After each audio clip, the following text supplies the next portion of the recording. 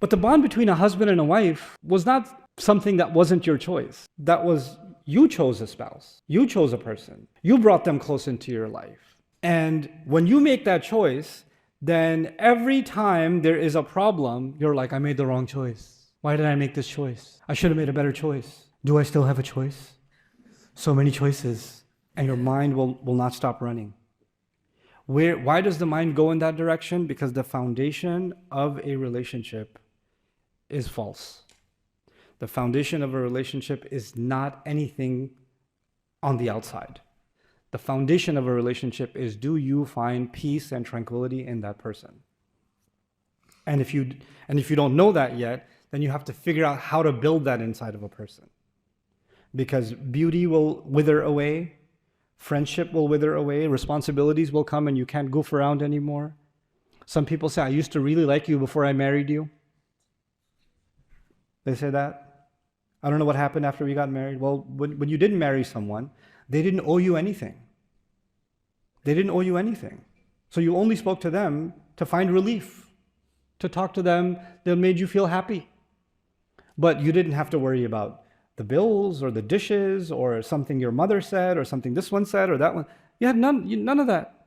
In fact, when somebody, if you're talking to your fiancé in a halal way, and their mom came in and you're like, okay, I'll call you later, I gotta go. Okay, no problem.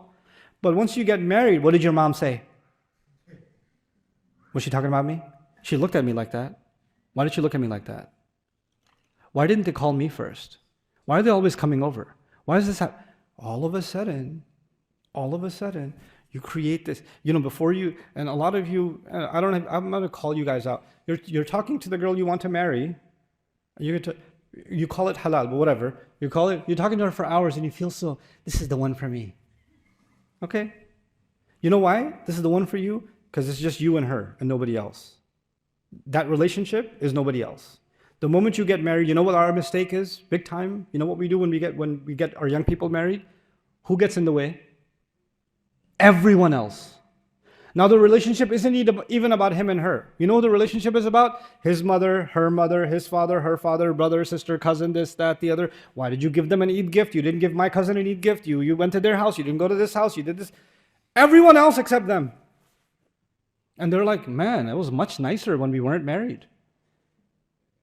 And you know why?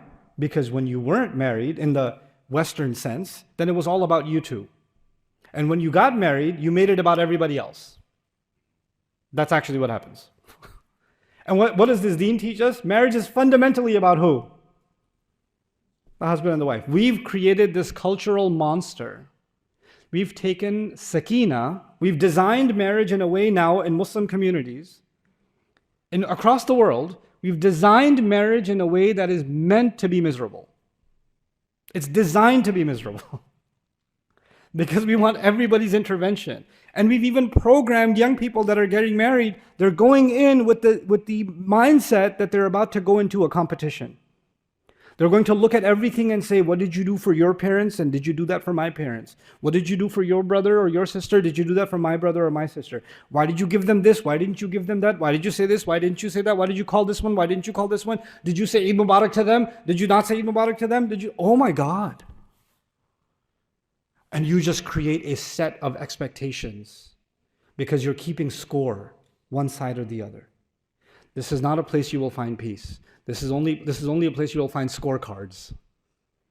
That's all you'll find. And you know how those two tribes that are at war with each other, they remember you killed that one and you killed that one. Now these two people that are married to each other are like Banu Bakr and Khuza'a keeping score. You remember last Eid you said this to this, and you didn't even blah, blah, blah. And many of the kids here growing up, this is all the nonsense they hear their family argue about all day.